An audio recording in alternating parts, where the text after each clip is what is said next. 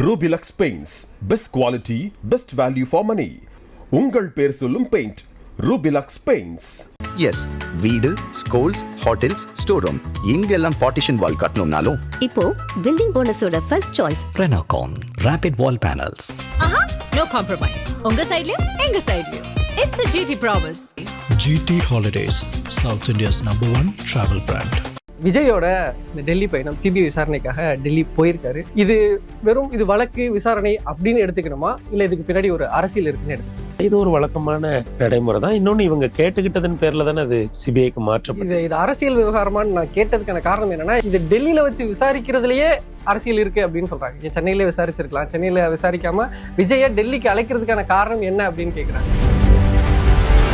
ஜனநாயகன் படத்துக்கான certificate issue ஒரு பெரிய லெவலில் வந்திருக்கு. சிபிஐ சம்மன் விஜய் டெல்லிக்கு போகிறாரு. அதே மாதிரி வருமான வரித்துறை அந்த ஒரு வழக்கில் அவங்க திருப்பி சொல்கிற விஷயமா இருக்கும். இந்த மாதிரி பாயிண்ட்ஸை கனெக்ட் பண்ணும்போது இதுக்கு பின்னாடி ஏதோ ஒன்று இருக்கோ. இன்னும் சொல்ல போனால் உடச்சு சொல்லணும்னா பாஜக விஜய் நெருக்குதா அப்படின்ற ஒரு கேள்வி. இதெல்லாம் வந்து how for it will affect Vijay? இது எதுவுமே அஃபெக்ட் பண்ணாது. அவர் 26 தேர்தலுக்கு போட்டியிட போறாரு, கட்சி ஆரம்பிச்சிட்டாரு. இதே அமைப்புகள் தானே கட்சியை பதிவு பண்ணி கொடுக்கறது. என்னது தேர்தல் ஆணையம்? அது மத்திய அரசுக்கு உட்பட்ட ஒரு தேர்தல் ஆணையம் தானே.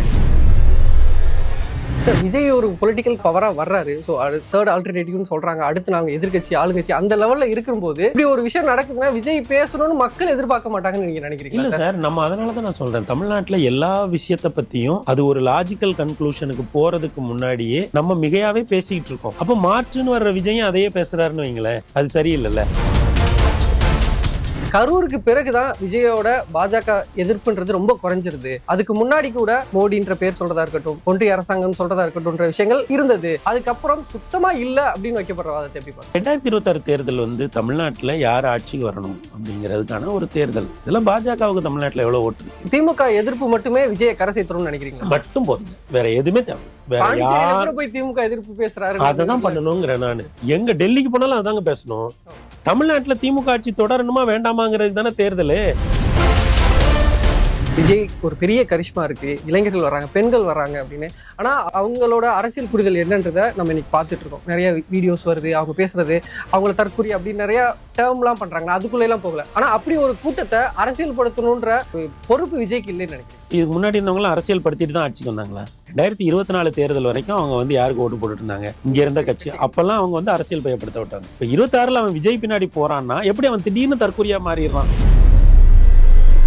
இந்த எழுச்சியை வந்து நம்ம குறைச்சி மதிப்பிடக்கூடாது. ஏன்னா நம்ம களத்தை கவனிக்கிறோம் இல்லைங்களா? என்னால கண்ண மூடிட்டு சொல்ல முடியுங்க, ஒவ்வொரு வீட்லயும் ஒரு ஓட்டு இருக்குங்க. 6ஆம் வகுப்பு படிக்கிற பையன் வந்து விஜய் கட்சின்னு பேசுறாங்க. இதை எப்படி நம்ம எடுத்துக்கிறது? ஆதன் நேயர்களுக்கு வணக்கம். நம்மளுடைய சிறப்பு நேர்காணல்ல அரசியல் ஆய்வாளர் பெருமான்மொழி நம்மளோட இணைஞ்சிருக்காரு. அவர்கிட்ட கேட்கறதுக்கு நிறைய விஷயங்கள் இருக்கு, வாங்க பேசலாம். வணக்கம். விஜயோட இந்த டெல்லி பயணம் சிபிஐ விசாரணைக்காக டெல்லி போயிருக்காரு. இது வழக்கு விசாரணை அப்படின்னு எடுத்துக்கணுமா, இல்லை இதுக்கு பின்னாடி ஒரு அரசியல் இருக்குன்னு எடுத்துக்கணுமா? இல்லை, இது வெறும் வழக்கு தானே. நான் வந்து ஒரு மரணம், ஒரு துயர சம்பவம் கரூரில் நடக்குது. அது ஒரு அரசியல் நெரிசல் மரணம். பொதுவாக வந்து அரசியல் அரங்குகளில் இது போல் நெரிசல் மரணங்கள் ரொம்ப அரிதாக தான் நடக்கும். மற்றபடி மற்ற ஏனைய இடங்களில் வந்து இந்த மாதிரியான விஷயங்கள் நடக்கும்.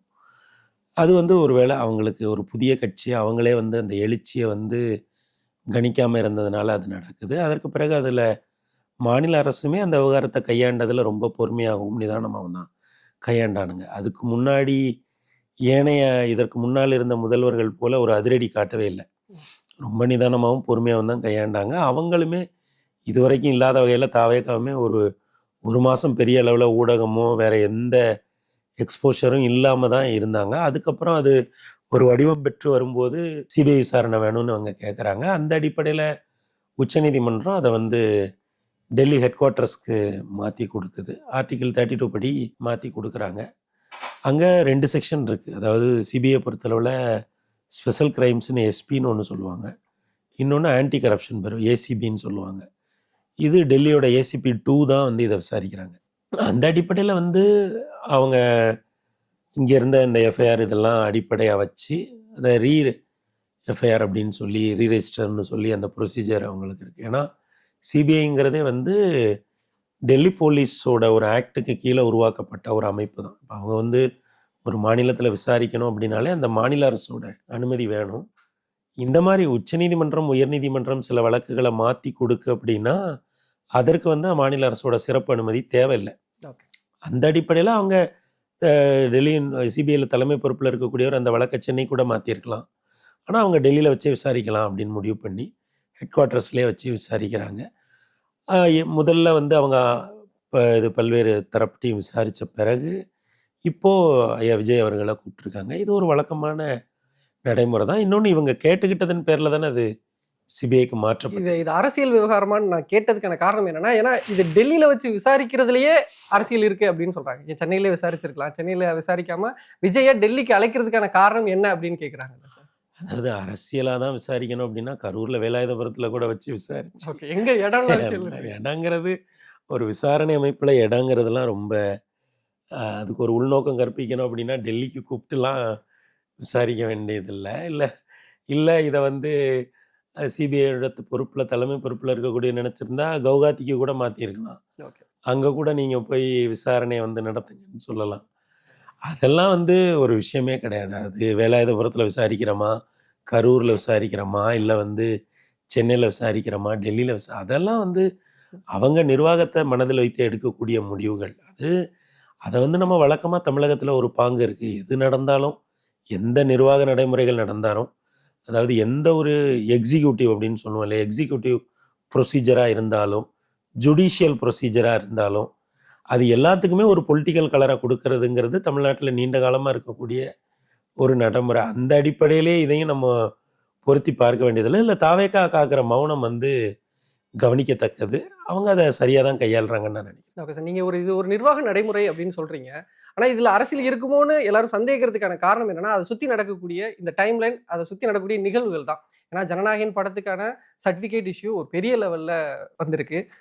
சிபிஐ சம்மன் விஜய் டெல்லிக்கு போகிறாரு. அதே மாதிரி வருமான வரித்துறை அந்த ஒரு வழக்கில் அவங்க திருப்பி சொல்கிற விஷயமா இருக்கணும், அந்த 1.5 கோடியை வந்து சரியாக பண்ணலை அப்படின்ற மாதிரியான விஷயம். ஸோ இந்த மாதிரி பாயிண்ட்ஸை கனெக்ட் பண்ணும்போது இதுக்கு பின்னாடி ஏதோ ஒன்று இருக்கோ, இன்னும் சொல்ல போனால் உடச்சு சொல்லணும்னா பாஜக விஜய் நெருக்குதா அப்படின்ற ஒரு கேள்வி. இதெல்லாம் வந்து how for it will affect Vijay? Okay, இது எதுவுமே அஃபெக்ட் பண்ணாது. அவர் 26 தேர்தலுக்கு போட்டியிட போகிறாரு, கட்சி ஆரம்பிச்சிட்டாரு. இதே அமைப்புகள் தானே கட்சியை பதிவு பண்ணி கொடுக்கறது என்னது, தேர்தல் ஆணையம். அது மத்திய அரசுக்கு உட்பட்ட ஒரு தேர்தல் ஆணையம் தானே. அப்போ வந்து தேர்தல் ஆணையம் தான் எல்லா நடைமுறைகளும் இவங்களுக்கு கொடுக்குது. இப்போ சின்னம் கேட்குறாங்க, சின்னம் கொடுக்க போகிறாங்க, அதுவும் மத்திய அரசுக்கு உட்பட்டது தானே. சரி, இப்போ நீங்கள் வந்து இவ்வளோ நாள் என்ன சொன்னீங்க, விஜய் வந்து பாஜகவோட பி டீம்னு சொன்னீங்க. அப்போ நெருக்கடி கொடுக்குறாங்கன்னா அவங்க பாஜகவோட பி டீம் இல்லைன்னு ஆயிடுச்சா? அப்படி எடுத்துக்கலாமா? இந்த விவகாரத்தில் விஜயோட மௌனமும் ஒரு பெரிய கேள்வியாக இருக்குல்ல சார். அது இப்போ பர்டிகுலராக சிபிஐ விஷயத்தை சொல்லலை, இந்த ஜனநாயகன் சர்டிஃபிகேட் இஷ்யூ அவர் வந்து தொடர்ச்சியாக அவர் கட்சி ஆரம்பிச்சதுலேருந்து அவர் மேலே வைக்கக்கூடிய விமர்சனம் வந்து வெளியில் வந்து பேச மாட்டாரு, பத்திரிகையாளர்களை சந்திக்க மாட்டாரு, தொடர்ச்சியாக மக்களை சந்திக்கலை அப்படின்ற மாதிரியான விமர்சனம் தொடர்ச்சியாக வைக்க விடுது. இதில் இப்போ ஒரு படி மேலே போய் என்ன சொல்கிறாங்கன்னா, உங்கள் பிரச்சனைக்கே நீங்கள் வாய்ஸ் கொடுக்க மாட்டீங்க, உங்கள் படம் உங்களை நம்பி ஒருத்தர் படம் போட்டிருக்காரு, ஸோ அதுக்கு ரிலீஸ் இல்லைன்றப்போ நீங்கள் ஏன் இன்னும் பேசலை, விஜய் ஏன் பேசலை அப்படின்ற கேள்வி ஒரு நியாயமான கேள்வியாக பார்க்கலையா? அதில் என்ன நியாயம் இருக்குது? அவர் ஒரு எக்ஸிக்யூட்டிவ் ப்ரொசீஜர். சிபிஎஃப்சி வந்து சென்ட்ரல் போர்ட் ஆஃப் ஃபிலிம் சர்டிஃபிகேஷனுங்கிறது ஒரு அமைப்பு, அது ஒரு அட்டானமஸ் பாடி.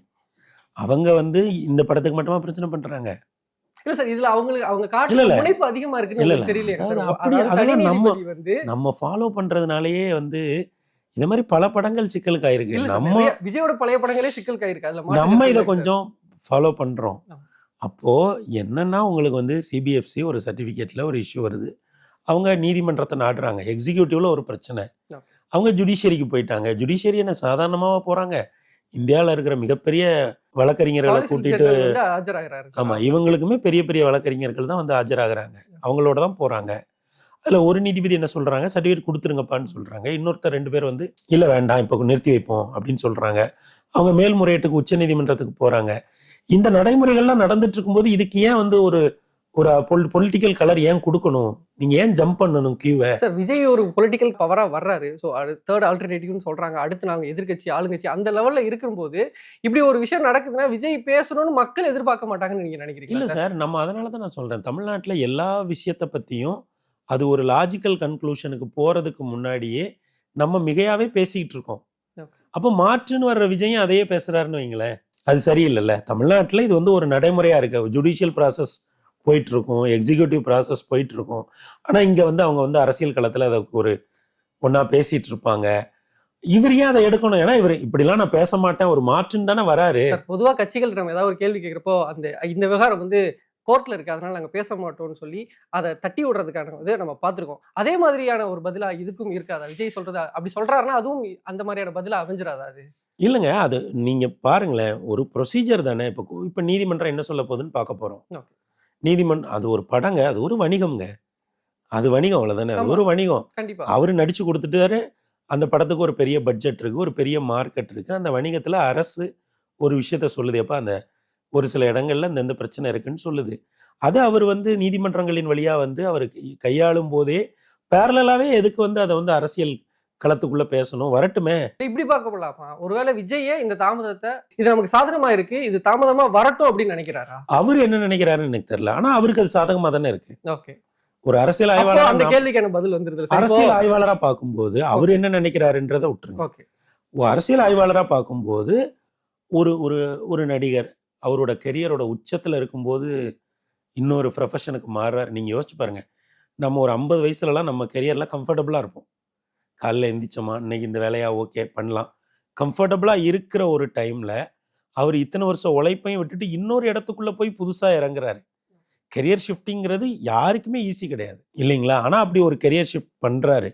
அப்படி பண்ணும்போது இந்த மாதிரியான சம்பவங்கள் நடக்கிறது, இந்த மாதிரியான ஊகங்கள் வர்றதெல்லாம் அரசியலா அவருக்கு நன்மையா தான் இருக்கும். அரசியலா அவருக்கு ஆனா அவர் என்ன நினைக்கிறாரு? ஆனா என்ன சொல்றேன்னா, நமக்கு வழக்கமா தமிழ்நாட்டுல ஒரு நடைமுறை இருக்கு, அதை நம்ம பார்த்துக்கிட்டே இருந்தனால நம்ம கேட்கிறோம், ஏன் நீங்க வந்து இதுக்கு ஒரு அறிக்கை விட மாட்டேங்கிறீங்க, ஏன் இதுக்கு வந்து ஒரு இது. அவர் என்ன நினைக்கிறாரு? அவர் அந்த நடைமுறையை நம்புறாரு. அதாவது பிலீவ் த ப்ராசஸ் அப்படின்னு சொல்லுவாங்க இல்லைங்களா? அந்த ப்ராசஸை நம்புறாரு. அதனால இன்னைக்கு போறாரு, விசாரணைக்கு போறாரு, வராரு. இன்னைக்கு கருப்பு சட்டை போட்டு போறது கூட ஒரு குறியீடுன்னு நம்ம சொல்லிக்கலாம். ஆனா இன்னைக்கு அவர் வந்து பர்சனலா இன்னைக்கு இந்த சட்டை நல்லா இருக்கு, ஜாலியாக போட்டு போலான்னு அவர் நினைச்சிட்டு போகலாம். ஆனா நம்ம என்ன வேணா வந்து நம்ம தற்கொலை பேச்சு அணி மாதிரி நம்ம என்ன வேணா சொல்லலாம். ஆனா அது தேவையில்லை இல்லையா? ஒரு எக்ஸிக்யூட்டிவ் என்ன சொல்லுதுன்னு பார்க்கலாம், என்கொயரி இப்போ என்ன நடக்கு, எப்படி போகுதுன்னு பார்க்கலாம். அதற்கப்புறம் அதுல இன்னும் தேர்தல் இருக்கு, களம் இருக்கு, மக்கள்கிட்ட கொண்டு போக காலம் இருக்கு. மக்கள் இவ்வளவு பெரிய கிரேஸ் அவர் மேல வச்சிருக்காங்க. இந்த ஒரு 20-25 ஆண்டு கால அரசியல்ல ஒரு தலைவருடைய வருகைக்கு இவ்வளவு பெரிய கொண்டாட்டத்தை யாரும் பார்த்ததில்லை. அவரும் வந்து சினிமாலேருந்து ரொம்ப ப்ராப்பரா சைன் ஆஃப் பண்றாரு. எந்த நடிகருமே இப்படி பண்ணல. இந்தியாவில் எந்த ஒரு நடிகருமே கெரியரோட உச்சத்தில் இருக்கும்போது செக்கில் கையெழுத்து போட்டு வெளியில வரேன்னு சொல்லி வந்ததே கிடையாது. அவரு ஆயிரக்கணக்கான லட்சக்கணக்கான பேரை கூப்பிட்டு வச்சு, ஓகே இனிமே நான் அவங்க கூட வந்துடுறேன் அப்படின்ட்டு வராரு. இது எல்லாம் தானே மொமெண்ட்ஸு. அப்போ நீங்க மலேசியாவில் அப்படியேப்பட்ட மொமெண்ட்ஸ் இருக்குன்னா, இங்கே அரசியல் களத்துக்கு வந்த பிறகு இப்படியாப்பட்ட மொமெண்ட்ஸ் தானே இருக்கும். அதை அவருக்கான ஒரு ஸ்டைலில் அவர் கையாளுறாரு இல்லைங்களா? நாம ஏன் வந்து முன்னேற்ற கழகங்கள் மாதிரியே நீங்க வந்து கையாளணும்? ஏன் நீங்க வந்து ஒரு டெல்லி இதை வந்து ஒரு டெல்லி வல்லாதிக்கமா நீங்க ஏன் பார்க்கக்கூடாது அப்படின்னு நாம இவ்வளவு நாளும் பார்த்த அரசியல் அப்படியாப்பட்ட அரசியல் தான். அது எது நடந்தாலும் நாம என்ன சொல்லிடுவோம், இது டெல்லி வல்லாதிக்கத்தோட வேலை. இல்ல சார், இந்த சென்சார் போர்டோட வேலையை பார்த்ததுக்கு அப்புறமும் அது அப்படி இருக்காதுன்னு நினைக்கிறீங்களா சார் நீங்க? சென்சார் போர்டு அது அவங்களுக்கு முனைப்பு தெரியலையாங்க சார்? நம்ம தனி நீதிபதி கொடுக்குறாங்க, கொடுத்த உடனே அப்பீல் போறாங்க. இந்தியாவோட உயர்மட்டத்தில் இருக்கக்கூடிய ஒரு சாலிசிட்டர் ஜெனரல் வந்து அப்பியர் ஆகுறாரு. இவ்வளவு விஷயங்கள் நடக்கிறப்போ இந்த படத்தை அப்படி தடுத்து நிறுத்துறதுக்கான தேவை என்ன இருக்கு? அப்படி என்ன இருக்கு? சரி, ஓகே, ஏதோ ஒன்று இருக்குன்னா அட்லீஸ்ட் என்ன இருக்கு? இப்போ இங்க இந்த பராசக்தி விஷயத்துல அண்ணா வசனமா இருக்கட்டும், தீபா இருக்கட்டும், இந்தியா இருக்கு, இந்த மாதிரி எல்லாம் விஷயங்கள் இருக்கு. என்ன இருக்குன்னே தெரியாம தடுத்து நிறுத்தப்படுறப்பதான் சார் கேள்வியே வருது. சார், இது ஒரு ப்ரொசீஜர் இல்லையா? சிபிஎஃப்சிக்கு வந்து ஒரு கவர்மெண்டோட அட்டானமஸ் பாடி. அந்த பாடிக்காக வந்து சொலிசிட்டர் ஜெனரல் அப்பீர் ஆகுறதுங்கிறது ஒரு எளிதான ப்ரொசீஜர் தான். அது அவங்க ரெக்வஸ்ட் பண்ணியிருப்பாங்க, அவர் வந்து ஓகே. ஏன்னா அதுக்கு தானே அவங்க வந்து ஒவ்வொரு உயர்நீதிமன்றத்திலையும் வழக்கறிஞர்களை மத்திய அரசு நியமித்து வச்சுருக்காங்க. அப்போ இது வந்து ஒரு செய்தியில் அடிபடுது, அதனுடைய முக்கியத்துவம் இருக்குது. அதை கருதி கூட ஒரு முக்கியமான வழக்கறிஞர் இந்த இடத்துல, ஒரு அரசாங்கத்தினுடைய வழக்கறிஞர்களில் முக்கியமான இடத்துல இருக்கக்கூடியவர் வாதாடணும்னு நினச்சி வாதாடலாம். நாம உள்நோக்கம் கற்பிக்கணும் அப்படின்னு நினைச்சோன்னு வைங்களேன், நம்ம எல்லாத்துக்குமே கற்பிக்கலாம்ல. இதே அரசினுடைய அமைப்புகள் தானே வந்து இன்றைக்கு அந்த கட்சியை ஒரு கட்சியா வந்து பதிவு பண்ணியிருக்காங்க. பதிவு பண்ணப்பட்ட கட்சிக்குரிய முக்கியத்துவத்தை கொடுக்குறாங்க. உங்களுக்கு என்ன சின்னம் வேணும்னு கேட்குறாங்க. அப்போ அதெல்லாம் நடக்கும்போது நம்ம வந்து அதுக்கு உள்நோக்கம் கற்பிக்காம, இப்போ எது நடந்தாலும் இப்போ வந்து ஒன்று இப்படி நடந்தா பாஜக முடக்குதுன்னு சொல்றது, அல்லது ஏதாவது ஒண்ணுல வந்து ஒரு ப்ரொசீஜரா ஒன்று நடந்துருச்சுன்னா அவர் பாஜகவோட பி டீம், இது எல்லாமே வந்து ஒரு பொலிட்டிக்கல் நரேஷன்ங்கிறத தாண்டி என்ன இருக்கு? அதுக்குள்ள ஏன் அவரும் வரணும்? அவர் அதுக்கு வெளியே நிக்கிறதா நான் பாக்குறேன். Okay sir. ஸோ இந்த விஷயத்துல தொடர்ந்து விஜய் பேசாம இருக்கிறது மக்கள் மத்தியில என்ன இருக்கும்னு நினைக்கிறீங்க? இது விஜய்க்கு ஒரு ஆதரவு நிலைப்பாட கொண்டு சார் வரணும்னு அவர் இதுக்கு நினைக்கிறீங்களா? மேல பேசவே தேவையில்லை சார். இவ்வளவு இந்த 30 நிமிட உரையே என்ன கேட்டா தேவையில்லைன்னு நான் சொல்றேன். அவர் 13 நிமிஷம் 14 நிமிஷம் ஒரு நல்ல யூடியூப் வீடியோ, ஸ்டாண்டர்ட் யூடியூப் வீடியோட டைம் என்ன? 20 மினிட்ஸ்க்குள்ள 13 நிமிஷம் 14 நிமிஷம் ஓகே. இல்லையா? ஏன்னா ஒருத்தன் டிராவல்ல பார்ப்பான், ஒரு வில்லேஜில் பார்ப்பாப்புல, எங்கேயோ வந்து ஒரு நெட்வொர்க் அவ்வளோ நல்லா இல்லாத இடம்லாம் இருக்கும். அப்போ நீங்கள் ஒரு ஃபோனில் வச்சு பார்க்குறீங்கன்னா ஒரு அவனே என்ன சொல்கிறான், 4 நிமிஷத்துக்கு மேலே உள்ளதை வந்து யூடியூப் அல்காரிதமே அங்கீகரிக்குது. என்ன கேட்டால் அவர் வந்து 10-13 நிமிஷம் ஒரு இடத்துக்கு போகிறோமா பேசுனா போதும். அவருக்கு கரிஷ்மா இருக்குது. அந்த கரிஷ்மாவுக்குன்னு ஒரு ஆதரவு தளம் உருவாகுது. அப்புறம் எதுக்கு எல்லா விஷயத்துலையும் அவர் கருத்து சொல்லணும்? அவர் நேராக நின்று தேர்தலில் நின்னா போதும். 234 தொகுதிகளில் கூட்டணி கட்சிகளுக்கு பிரித்து கொடுத்துட்டு தேர்தலில் நின்னா போதுங்கிற ஒரு அட்வான்டேஜஸ் பொசிஷனில் இருக்கும்போது அவர் ஏன் வந்து திரும்ப எல்லாத்தையும் கருத்து சொல்லிட்டு எல்லாத்தையும் பேசிட்டு ஏன் இருக்கணும்னு எனக்கு புரியவே இல்லை. அதனால் அவருடைய கரிஷ்மா மேலே ட்ராவல் பண்ணுறாரு.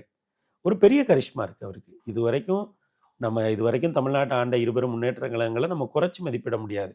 ஆனால் அதெல்லாம் தாண்டி இப்போ இந்த இருபெரும் முன்னேற்ற கழகங்களால் பலனடைஞ்சவர்கள் தான் ஒவ்வொரு குடும்பத்திலையும் ஒருத்தர் பலனடைஞ்சிருப்பாங்க. அப்படி இருக்கும்போது கூட மக்கள் இப்படி ஒரு ஆதரவை தரும்போது நீங்கள் வந்து அதை ரொம்ப சைலண்ட்டாக தான் நீங்கள் வந்து அடுத்த கட்டத்துக்கு நகர்த்தணும்னு நினைக்கிறேன். அதனால் விஜய் இதை அணுகிற விதம் வந்து எனக்கு இதில் எதுவுமே தப்பாக தோணலை. இன்ஃபேக்ட் ரொம்ப கரெக்டாக அப்ரோச் பண்ணுறாரு. ரொம்ப அவர் தன்னுடைய மெஷர்ட் ஸ்டெப்ஸ் ரொம்ப நீட்டாக போகிறதா தான் எனக்கு தெரியும். இந்த விவகாரத்தில் கடைசியாக ஒரு கேள்வி. கரூருக்கு பிறகுதான் விஜயோட பாஜக எதிர்ப்புன்றது ரொம்ப குறைஞ்சிருது. அதுக்கு முன்னாடி கூட மோடின்ற பேர் சொல்றதா இருக்கட்டும், ஒன்றிய அரசாங்கம் சொல்றதா இருக்கட்டும்ன்ற விஷயங்கள் இருந்தது. அதுக்கப்புறம் சுத்தமா இல்லை அப்படின்னு வைக்கப்படுற வாதத்தை எப்படி பார்க்குறீங்க? இல்லை, 2026 தேர்தல் வந்து தமிழ்நாட்டில் யார் ஆட்சிக்கு வரணும் அப்படிங்கிறதுக்கான ஒரு தேர்தல். ஓகே. இதில் பாஜகவுக்கு தமிழ்நாட்டில் எவ்வளோ ஓட்டு இருக்கு? அவங்க ஒரு ஸ்ட்ராங் பார்ட்னரா இருக்காங்களா சார்? யார் கூட ஏடிஎம்கே பிளஸ் இல்ல, அவங்களுக்கு பிஜேபின்னு இருக்கும்போது ஒரு ரேஷனலாக ஒரு மதிப்பீடுங்களேன். இந்தந்த கட்சிக்கு இவ்வளோ ஓட்டு இருக்குப்பா அப்படின்னா பாஜக எத்தனாவது இடத்துல இருக்கு, எவ்வளோ ஓட்டு இருக்கு, எல்லாமே தெரியும். இந்த தேர்தலில் பாஜக எதிர்ப்பை கூர்மைப்படுத்தி என்ன ஆக போகுது? ஸோ அது மட்டும் தானே ஒழிய வேற எந்த காரணமும் இல்லை. தேர்தல் எதுக்கு? தேர்தல் வந்து 2026 தேர்தலுக்கு இருக்கு. இன்றைக்கு இங்கே ஆளுகிற கட்சியை கடுமையாக விமர்சிக்கிறாரு. 2026 மாநிலத்துக்கான தேர்தலில் யாரை எதிர்த்து அரசியல் பண்ணணுமோ அதில் தெளிவாக இருக்காரு இல்லையா? இல்லை சார், இது திமுக இல்லை மாநில கட்சிகளுக்கு எதிரான போகுதா 2027 அப்படின்னு சுருக்கி பார்க்குறதே இதா இல்லையா சார்? இப்போ பாஜக மாதிரியான ஒரு கட்சி இன்னைக்கு எந்த மாதிரி பவரில் இருக்காங்க, ஒவ்வொரு மாநிலத்திலையும் ஆளுகின்ற மாநிலமோ ஆளாத மாநிலத்தையோ அவங்க எவ்வளோ தூரம் இன்புட்ஸ் அவங்களோட இன்புட்ஸ் இருந்துட்டு இருக்குன்றதை நம்ம இன்னைக்கு பார்த்துட்டு இருக்கோம். அப்படி இருக்கும்போது லைட்டர் நோட்டில் பார்க்குறோமா பாஜகவை? சார், 2024 தேர்தலில் விஜய் ஏன் போட்டியிடலை அப்படின்னு ஒரு சில பேர் கேட்குறாங்க. ஓகே. 2024 பாராளுமன்ற தேர்தலில் இவர் வந்து நான் இந்தியாவோட பிரதமர் ஆவேன், எனக்கு ஓட்டு போடுங்க அப்படின்னு சொல்லி கேட்க முடியுமா? முடியாது. ஒரு லீடர் வந்து தன்னை பொசிஷன் பண்ணணும் சார். பொசிஷன் பண்ணாதான் மக்கள் வந்து ஓ ஆமாம்.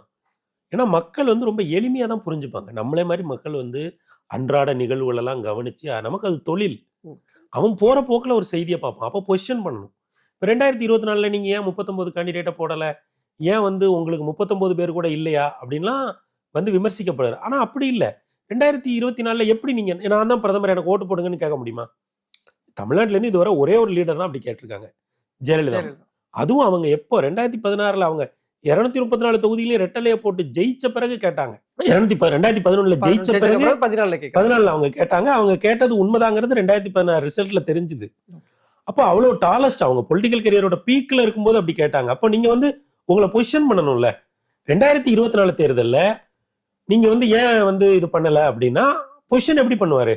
அதே மாதிரி தான் இப்போ என்ன பொசிஷன் பண்ணணும்? இன்றைக்கு இருக்கக்கூடிய தமிழக முதல்வருக்கு எதிராக அவர் தன்னை நீட்டா பொசிஷன் பண்றாரு. சிஎம் சாருங்கிறாரு, அங்கிள்ங்கிறாரு, எல்லாமே என்னென்ன விதத்துல விமர்சிக்க முடியுமோ விமர்சிக்கிறாரு.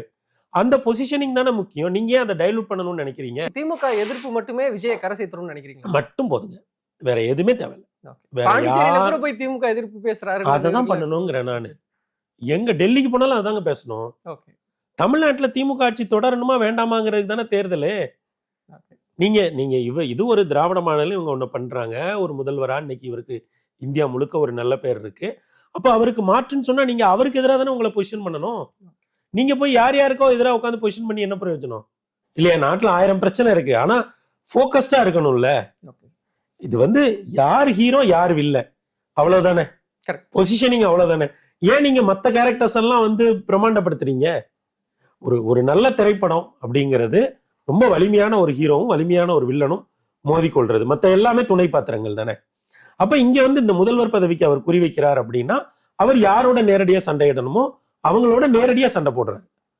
அவ்வளவுதான். அதுக்கு மேல என்ன வேணும்? ஏன் நீங்க வந்து இதுக்கு ஏன் சொல்ல மாட்டேங்க, அதுக்கு ஏன் சொல்ல மாட்டேங்க, இவனை ஏன் விமர்சிக்க மாட்டேங்கிறீங்க? ஏன்னா தமிழ்நாடு அரசியல் அப்படி கட்டமைக்கப்பட்டிருக்கலாம். அவர் மாற்றுன்னு சொல்லிட்டு வர்றாருல்ல. அப்ப அந்த இவ்வளவு நாள் உள்ள அந்த நரேட்டிவ், இவ்வளவு நாள் உள்ள அந்த பேட்டர்ன், இதுக்கெல்லாம் அவர் வெளியே நிக்கணும்ல. அவர் நிக்கிறாருன்னு நான் நினைக்கிறேன். நான் இவ்வளவு நாள் நம்ம என்ன பண்ணுவோம், ஒவ்வொரு ஜுடிஷியல் ப்ராசஸ், எக்ஸிக்யூட்டிவ் ப்ராசஸ் எது நடந்தாலும் அதுக்கு ஒரு உள்நோக்கம், அதுக்கு ஒரு அரசியல் காரணம் நம்ம சொல்லிக்கிட்டே இருக்கோம். மக்களும் அதை கேட்டே இருந்தாங்க. இவர் வந்து பார்த்தாருப்பா, அதெல்லாம் எதுவும் இல்லைப்பா, நல்லதே நடக்கும். அந்த நல்லது என்னது சொல்லு, என்னை நம்புங்க, என்னை நம்பி ஓட்டு போடுங்க. ஒரு கரிஷ்மேட்டிக் லீடர் அப்படிதான் சொல்லணும். என்னை நம்புங்க, என்னை நம்பி ஓட்டு போடுங்க, நான் நல்லதே நடக்கும், நண்பா நண்பீஸ் இல்லையா? அந்த அந்த இதை வந்து அவர் விடவே கூடாதுன்னு தான் நான் நினைக்கிறேன். அந்த டோன் தான். இது எந்த இடத்துல மாறுபடுதுன்னா சார், இப்போ நீங்களே சொன்னீங்க விஜய் ஒரு பெரிய கரிஷ்மா இருக்கு, இளைஞர்கள் வராங்க, பெண்கள் வராங்க அப்படின்னு.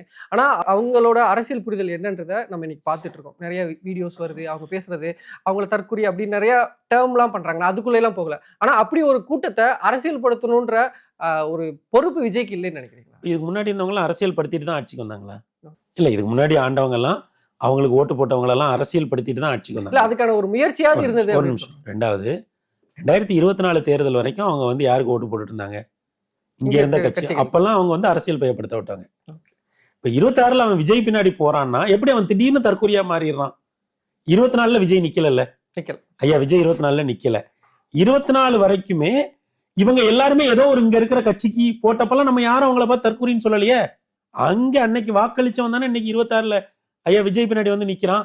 ஐயா விஜய் பின்னாடி வந்தவன் ஒன்ன மட்டும் எங்க இதுவரைக்கும் அவங்க திமுகவுக்கு ஓட்டு போட்டாங்க, அஇஅதிமுகவுக்கு ஓட்டு போட்டாங்க, பாஜகவுக்கு ஓட்டு போட்டாங்க, காங்கிரஸுக்கு ஓட்டு போட்டாங்க, இன்ன பிற கட்சிகளுக்கு ஓட்டு போட்டப்பெல்லாம் அவங்க அரசியல் மயப்படுத்தப்பட்டவங்களா இருந்தாங்க. இன்னைக்கு ஐயா விஜய் வந்து நின்ன உடனே இப்படி வெவ்வேறு ஆட்களுக்கு ஓட்டு போட்டதுல இருந்து ஒவ்வொரு கூட்டமும் இங்க வருது. இங்க எவ்வளவு ஓட்டு வரப்போகுதுங்கிறது பெட்டியை உடைச்சதான் தெரியும். அப்ப இங்க வர்றவன ஃபுல்லா நீ தற்கூறினா இது என்ன மாதிரியான தர்க்கம்? அப்ப நேத்து வரைக்கும் அவன் அரசியல் மயப்படுத்தப்பட்டானா? 24 வரைக்கும் அரசியல் மயப்படுத்தப்பட்டவன் 26 தேர்தல் ஐயா விஜய் பின்னாடி வந்தவன தற்கூரி ஆயிட்டானா? இந்த வாதம் வைக்கிறாங்களே சார், தொடர்ச்சியா எதுல என்ன லாஜிக் இருக்குன்னு நான் உங்ககிட்ட கேட்கிறேன். அவங்க சொல்லலாம், அவங்க அரசியலுக்காக சொல்லலாம். அது எப்படி நேத்து வரைக்கும் அவங்களுக்கு வாக்களித்த வரைக்கும் அவங்க வந்து தற்கூரியே கிடையாது, அவங்க அரசியல் மயப்படுத்தப்பட்டவர்கள். இன்னைக்கு வந்து தற்கூரினா அது ரொம்ப தவறான வாதம் இல்லையா?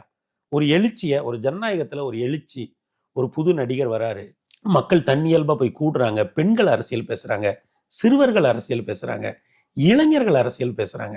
10 வருஷமா நான் ஊடகத்துல வந்துட்டு இருக்கேன். என்கிட்ட ஆண்கள் மட்டும் வந்துதான் சார் உங்க வீடியோ பார்த்தோம், நிகழ்ச்சி பார்த்தோம். இப்போ நம்ம நண்பர்கள் வீட்டுக்கு போனாலே சின்ன பசங்க வந்து நம்ம கிட்ட அங்கிள் அந்த ஷோ நல்லா இருந்தது அங்கிள் அப்படின்னு, அங்கிள் இந்த ரீல்ஸ் பாத்தீங்களா, நீங்க பேசுனதை வெட்டி போட்டிருக்காங்க அங்கிள் அப்படின்றாங்க. சின்ன பசங்க 11th 12th படிக்கிற பசங்க பேசுறாங்க. அந்த குடும்பங்கள்ல இருக்க சகோதரிகள் நம்ம கிட்ட அந்த வீடியோ பார்த்தோம், இது நல்லா இருந்துச்சு மணி, அது நல்லா இருந்ததுன்னு பேசுறாங்க. வாக்கிங்ல பெண்கள் பாக்குறப்போ ஒரு ஸ்மைல் பண்ணிட்டு சார் இந்த இது நல்லா இருந்தது சார் அப்படின்னு சொல்றாங்க. அப்போ ஒரு பெரிய கூட்டத்தை இவர் அரசியல் படுத்துறாரா? இவ்வளவு நாள் ஏன் இந்த விவாதங்களை, இந்த உரையாடல்கள் எல்லாம் பெண்களும் இளைஞர்களும் கவனிக்காம இன்னைக்கு கவனிக்கிறாங்க? அப்ப இவர் என்ன கேட்டா, இவர் தான் இன்னைக்கு பெரிய அளவுல ஜனநாயகப்படுத்துறாரு, அரசியல் படுத்துறாரு. அதை ஒரு தனிப்பட்ட மனிதனா, என்ன ஒரு அரசியல் ஆய்வாளரா என்னால உணர முடியுது. அப்ப அப்படியாப்பட்ட ஒரு சூழல்ல நம்ம வந்து தற்கொலைகள் அப்படின்னு சொல்றது, அரசியல் படுத்தலன்னு சொல்றதுலாம் ரொம்ப தவறான வாதம், களத்துல நடப்பதற்கு எதிரான வாதமா தான் நான் பார்க்கிறேன். ஓகே சார், நீங்க தொடர்ச்சியா ஒரு அரசியல் ஆய்வாளராக இருக்கீங்க, களத்தில் நடக்கிறத பாக்குறீங்க. நீங்க விஜய் 2026ல ஒன்னு எதிர்கட்சி தலைவர் இல்ல முதலமைச்சர் அப்படின்றத தொடர்ச்சியா சொல்லிட்டு இருக்கீங்க. அதை எதன் அடிப்படையில சொல்றீங்க அப்படின்னு? சரி, இதை நான் முதல்ல இருந்தே சொல்றேன், அவர் அரசியலுக்கு வந்ததுல இருந்தே சொல்றேன். ஏன்னா களத்தை நம்ம கவனிக்கிறோம். இன்னும் சொல்ல போனா முன்னேற்ற கழகங்களோட அரசியலை நான் ரொம்ப வியந்து பேசியிருக்கேன். பல பதிவுகள் இருக்கு, இங்க மட்டும் இல்ல, பல மாநில தலைவர்களையும் பார்த்து பேசியிருக்கேன், பல தளங்கள்ல பேசியிருக்கேன். அவங்க கட்டமைப்பு எப்படிப்பட்டது, அவங்க அரசியல் எப்படிப்பட்டது எல்லாம். ஆனா இப்ப தன்னெழுச்சியா ஒண்ணு வருது. அப்ப நான் வந்து இதை ஆரம்பத்துல இருந்தே சொல்றேன், இந்த எழுச்சியை வந்து நம்ம குறைச்சி மதிப்பிடக்கூடாது. ஏன்னா நம்ம களத்தை கவனிக்கிறோம் இல்லைங்களா? என்னால கண்ணை மூடிட்டு சொல்ல முடியுங்க, ஒவ்வொரு வீட்லயும் ஒரு ஓட்டு இருக்குங்க. 6ஆம் வகுப்பு படிக்கிற பையன் வந்து விஜய் கட்சின்னு பேசுறாங்க. இதை எப்படி நம்ம எடுத்துக்கிறது? இது வந்து ஒரு இப்படி ஒரு விஷயத்த நான் இதுவரை பார்த்ததே இல்லைங்க. அவங்க உலகம் வேற ஒரு உலகமா இருக்கும், அவங்க வேற சில விஷயங்களை நம்ம கிட்ட பேசுவாங்க. இன்னைக்கு வந்து 6ஆம் வகுப்பு படிக்கிற பையன் வந்து அவனுக்கு விஜய் கட்சி அப்படின்னு சொல்லி அவன் ஒரு விஷயத்த வந்து பேசுறான். ஒரு அரசியல் நிகழ்ச்சி போனா மொத்த ஃபேமிலியும் வந்து சேனலை மாத்தாம உட்காந்து பாக்குறாங்க. முன்னெல்லாம் வந்து ப்ரையாரிட்டி மாறும், மாத்திக்கலாம் அப்படின்னுவாங்க. அப்ப இதெல்லாம் நடக்கும்போது இதெல்லாம் கவனிக்கிறோம்ல நம்ம. அப்ப ஐயா விஜய் வந்து ஒரு பெரிய கூட்டத்தை வந்து அரசியல் மயப்படுத்தப்படுறார். அவர் சினிமாவில் இவ்வளோ பெரிய அன்பை சம்பாதிச்சிருக்காருங்கிறதே அவர் அரசியலுக்கு வந்த பிறகு தான் தெரியுது. இவ்வளவு நாளும் வந்து நம்ம வந்து அவருடைய சினிமாவுடைய வெற்றி தோல்விகளை வச்சு பார்த்துட்டு இருந்தோம். ஆனால் இப்போ அரசியல் களத்துக்கு வந்த பிறகுதான் தெரியுது, ஏன்னா இவ்வளோ அன்பை வந்து சம்பாதிச்சு வச்சிருக்காங்க. இப்போ பல இடங்கள்ல வந்து பொங்கல் கொண்டாட்டங்கள் நடக்குது. அவங்க அந்த பொங்கல் கொண்டாட்டங்கள்ல பல திரைப்பட பாடல்கள் அதெல்லாம் கடைசியா வந்து அவங்க ஒரு தாவேக பாட்டை போட்டு அதையும் ஒரு வைப் பண்ணிட்டு தான் வந்து அந்த நிகழ்ச்சியை முடிக்கிற மாதிரி இருக்கு. அது வந்து ஒரு அரசியல் கட்சியினுடைய பாட்டுங்கிறத தாண்டி அது ஒரு ஐயா விஜய் அவர்களுடைய ஒரு பாட்டு அப்படி ஏற்றுக்கொள்ளப்பட்டிருக்கு. அப்ப இதெல்லாம் நம்ம கவனிக்கிறோம்ல. இப்ப வேற எந்த கட்சியோட இப்ப பெரிய பெரிய அபார்ட்மெண்ட்ஸ்ல கேட்டட் கம்யூனிட்டிஸ்ல கூட பொங்கல் விழாக்கள்ல வந்து இந்த பாடல்களை போடுறாங்க. சினிமா நிகழ்ச்சிகள்ல குடும்பங்களோட திருமண நிகழ்ச்சிகள்ல கடைசியா அந்த பாட்டை போட்டு வைப் பண்றாங்க. இப்ப அவங்க எல்லாருமே தாவேகவான்னு சொல்ல முடியாது. ஆனா ஒரு அரசியல் கட்சியோட பாட்டுக்கு இப்படி ஒரு அக்செப்டன்ஸ் இருக்குல்ல, இது வந்து நம்ம வந்து இதை நம்ம கடந்து போயிட முடியாதுல்ல. ஏன்னா நம்ம அரசியலை வந்து அணுவா நம்ம கவனிச்சுட்டு இருக்கோம். அப்போ இதெல்லாம் எப்படி ஐயோ இதெல்லாம் ஒண்ணும் கிடையாதுங்க அப்படின்னு சொல்ல முடியாதுல்ல. வியூஸ் பாக்குறோம், நியூஸ் சேனல்ஸோட ரேட்டிங்ஸ் பாக்குறோம். விஜய் ஒரு வாரம் இறங்கினாருன்னா அந்த வாரம் நியூஸ் சேனல்ஸோட ஒட்டுமொத்த நியூஸ் சேனலோட ரேட்டிங்கும் 100-150 பாயிண்ட் ஏறுது. வழக்கமா வரக்கூடிய நியூஸ் சேனல்ஸோட வரிசை மாறுது. வியூஸ் பாக்குறோம், யாரோட வியூஸ் அதிகமா போகுது. இது எல்லாமே ஒரு ஸ்டடி தானங்க. நம்ம சார்ந்த துறையில இருந்து தானே நம்ம படிக்க முடியும். அப்ப இது எல்லா புள்ளிகளையும் இணைச்சு பார்க்கும்போது ஓகே, இவர் ஏதோ ஒரு பெரிய அளவுல தமிழ்நாட்டுல ஒரு பெரிய மனங்களை வென்றிருக்காரு. இப்ப சரியான நேரத்துல வந்து அவர் வராரு. அப்புறம் அது மட்டும் இல்ல, அவர் மன்றங்களையே வந்து ஒரு அரசியல் நாளைக்கு ஒரு அரசியல் கட்சி ஆரம்பிக்கணுங்கிற நோக்கத்தோடயே மன்றத்துல உள்ளவர்களோடய உரையாடிட்டு இருந்திருக்காரு. அப்போ அது எல்லாம் கலந்து ஒரு இடத்துல கூடி நிக்குது. அப்போ இது போன்ற சிறு சிறு பிரச்சனைகள் எல்லாமே வரத்தான் செய்யும். நிச்சயமா 2026 தேர்தலை அவர் வலிமையாக எதிர்கொள்வார் அப்படின்னு தான் நான் நினைக்கிறேன். ரொம்ப நல்ல வலிமையான இடத்துல இருந்து அவர் எதிர்கொள்வார்னு நினைக்கிறேன். அவர் பெறப்போகிற வாக்குகள் தான் இந்த 26 தேர்தலுடைய மிக முக்கியமான அம்சமாக இருக்கும். ஒரு இறுதி கேள்வி சார், நீங்க திராவிட கழகங்கள் அவங்களோட எலெக்ஷன் இதெல்லாம் பார்த்துருந்துருக்கீங்க. அவங்களோட கட்டமைப்பு எவ்வளோ ஸ்ட்ராங்காக இருக்குன்னு ஒரு தெரியும். அதை விஜயால பிரேக் பண்ணிட முடியும்னு நினைக்கிறீங்களா? ஏன்னா எலெக்ஷன் டே அந்த டே எவ்வளோ முக்கியன்றது உங்களுக்கு நல்லாவே தெரியும். அதை விஜய் கட்சியினரோ சமாளிச்சிட முடியும்னு நினைக்கிறீங்களா? இல்லை சார், ஏற்கனவே ஐயா சீமான் வந்து இந்த மாதிரி கட்டமைப்பு எதுவுமே இல்லாமல் 8% வாக்குக்கு வந்துட்டாங்க. ஓகே, நீங்கள் வந்து அவங்களுக்குலாம் பெரிய பூத் கமிட்டியெல்லாம் ஒன்றும் கிடையாது. ஐயா சீமானுடைய முழு ஆளுமை தான், அவருடைய உரை தான். அது வந்து இன்னைக்கு இணைய காலம் சார். இப்போ வந்து பூத் கமிட்டி இதெல்லாம் ஒரு காலத்தில் தேவை இருந்தது சார். ஏன்னா அன்னைக்கு இணையம் இல்லை. நம்ம தெருவா செவராக எழுதி போடணும், வீடு வீடாக போய் கேம்பெயின் பண்ணணும். அன்னைக்கு வந்து பூத் கமிட்டிக்கெல்லாம் ரொம்ப முக்கியத்துவம் இருந்தது. இன்னைக்கு பூத் கமிட்டிக்கெல்லாம் பெரிய முக்கியத்துவமே கிடையாது. பூத் கமிட்டிக்கோ பிஎல்ஏக்கோ BLA 2க்கோ ஒரு முக்கியத்துவம் கிடையாது. ஏன்னா நீங்கள் அவர் ஒரு நிகழ்ச்சிக்கு பாண்டிச்சேரியில் பேசினா அடுத்த நிமிஷம் வந்து அது யூடியூப்ல நாம ரெடியாக டெம்ப்ளேட்லாம் வச்சுட்டு ரெடியாக இருக்கோம். அவர் பேசி முடிச்சோன்னு நம்ம போடுறோம். நமக்கே தெரியுது, போட்டு அடுத்த நிமிஷம் எங்கெங்க பாக்குறாங்க, யார் யார் பாக்குறாங்கன்னு நமக்கே தெரியுது. இன்னொன்னு, மொபைலுங்கிறது வந்துங்க முதல் முறையா ஒரு குடும்பத்துக்குள்ள ஆண் பெண் 2 பேர்ட்டையும் ஜெண்டர் சென்சிட்டிவா ஒரு பொருள் போய் சேர்ந்ததுன்னா அது மொபைல் தான். டெலிஃபோன் இருந்தப்ப கூட அது வந்து ஆண்கள் பேர்ல இருக்கும். கேஸ் வந்து யார் பேர்ல இருக்கும்? ஆண்கள் பேர்லயா பெண்கள் பேர்லயா? ஆண்கள் பேர்ல தான் இருந்தது. அப்புறம் மானியம் அது வந்த பிறகுதான் பெண்கள் பேர்ல வந்தது. முதன் முறையா நம்ம வீடுகள்ல அம்மாவுக்கு ஒரு நம்பர், அப்பாவுக்கு ஒரு நம்பர், சகோதரனுக்கு ஒரு நம்பர், சகோதரிக்கு ஒரு நம்பர் அப்படின்னு ஒன்று இருக்கா? ஒரு ஃபோன் இருக்கா? அதில் வாட்ஸ்அப்னு ஒன்று இருக்கா? அதுக்குள்ள என்ன வீடியோ வருதுன்னு யாருக்கு தெரியும்? அப்போ இன்னைக்கு இணையம் வந்து டோட்டலா மாறின பிறகு சமூக வலைதளங்கள் வந்து ஒரு பெரிய டிஜிட்டல் ரிபப்ளிக்னு சொல்றாங்க. அதை அப்படியெல்லாம் வந்த பிறகு நம்ம இன்னமும் BLA 2 பூத் கமிட்டி இதெல்லாம் வந்து ரொம்ப இர்ரெலவெண்ட் ஆயிடுச்சுங்க. இதெல்லாம் ரொம்ப ரொம்ப இர்ரெலவெண்டான ஒரு காலத்துல நம்ம வாழ்ந்துட்டு இருக்கோம். இது என்ன 67 தேர்தலா? சார் இன்னைக்கு நீங்க அப்படி சொல்றதுனால எனக்கு இந்த கேள்வி இல்ல சார், நான் அதான் சொல்றேன். எஸ்ஐஆர்ல ஒரு BL2 ஓட வேலை எவ்வளவு முக்கியமா இருந்தது. எஸ்ஐஆர் வந்து நான் ஒண்ணு சொல்றேன், BLA 2 கூடுதலா வேலை பார்த்தாங்க, இல்லைன்னு சொல்லல. அவங்க இல்லனே இருக்கட்டும், நம்ம ஓட்ட நம்ம தேடி போகாம இருப்போமா? அதுக்கான வாய்ப்பு எல்லாருக்கும் இருந்திருக்குமான்றது சார். அவங்க கூடுதலா நான் தான் சார் கேட்கிறேன், உங்களுக்கோ எனக்கோ ஒரு BLA 2 ஓட தேவை இல்லையா சார்? தமிழ்நாடு கல்வியில சிறந்த ஒரு மாநிலம். கல்வியில சிறந்த மாநிலம்னு நீங்க சொன்னீங்கன்னா பொலிட்டிக்கல் ஸ்ட்ரக்சரும் மாறும். அதை நீங்க ஏத்துக்கணும். பொலிட்டிக்கல் ஸ்ட்ரக்சரும் மாறும். நீங்க இன்னமும் வந்து அதான் நான் சொல்றேன், நமக்கு கண்ணு முன்னாடி ஐயா சீமான் இருக்காங்க. 8% சாதாரண ஓட்டா? அவங்க என்ன எல்லா பூத்துக்குமா போட்டாங்க? இல்ல. அப்போ இது வந்து ஒரு மித்து. இன்னைக்கு இருக்கிற இணையம் இருக்கக்கூடிய ஒரு காலகட்டத்துல, ஏன்னா இணையத்துல ஸ்ட்ரீமிங்னு ஒண்ணு இருக்கு. இப்போ ஒருத்தர் வந்து ஏதோ ஐயா விஜய் பத்தின ஒரு பாசிட்டிவான ஒரு வீடியோ பாக்குறாருன்னு வைங்க, அடுத்து இணையமே அவருக்கு அந்த மாதிரி ஒரு வீடியோ சஜஸ்ட் பண்ணிரும். இப்ப நம்ம 2 பேரும் பேசுறோம் சகோ, இதை வந்து இணையம் வந்து டீகோட் பண்ணும். இவன் விஜய பாராட்டி பேசியிருக்கானா, புகழ்ந்து பேசியிருக்கானா, இல்ல கிரிட்டிசைஸ் பண்ணியிருக்கானா, அது ஒரு அல்காரிதம் இருக்கு. இணையத்தினுடைய அல்காரிதம்ங்கிறது நம்ம எல்லாருடைய அறிவுக்கும் அப்பாற்பட்டது. அப்ப அது வந்து சஜஸ்ட் பண்ணும், ஓகே இதை யாரெல்லாம் விரும்புவா, இவனுக்கெல்லாம் இதை சஜஸ்ட் பண்ணு. நாம வாட்ஸ்அப் குரூப்கள்ல பலந்தா எத்தனை பேருக்கு அதிகபட்சம் பகிர முடியும், ஆனா அது வந்து கோடிக்கணக்கான பேருக்கு கொண்டு பாட்டுது. இந்த பாரு ஆதன்ல அந்த மணி ஃபர்ஸ்ட் டைமா அவனு பேசியிருக்காப்ல, அந்த கண்டென்ட் இதான் இருக்கு பாரு. அப்போ நீங்க இந்த அல்காரிதத்தை முன்னாடி நீங்க போய் எப்படி நிப்பீங்க இல்லையா? அப்ப ஒரு மாறி வருகிற தொழில்நுட்பம் ஒரு அரசியலை எப்படி பாதிக்கும் அப்படிங்கிறதோட சேர்த்து பார்த்தீங்கன்னா தான் ஐயா விஜய் அவர்களுடைய டிராவலை நீங்க முழுசா புரிஞ்சுக்க முடியும். அப்படி இல்லைன்னா அதை வந்து நம்ம வந்து இதற்கு முன்னாடி உள்ள பழைய வரலாறை எடுத்து பொருத்தி பார்க்கறது இருக்குல்ல, அது வந்து ரொம்ப நம்மளை வந்து ரொம்ப பிற்போக்கானவர்களா காட்டிவிடும். மிக்க நன்றி, உங்க கருத்துக்கும் உங்க நேரத்துக்கும் மிக்க நன்றி சார். நல்ல வாய்ப்பு, நன்றி.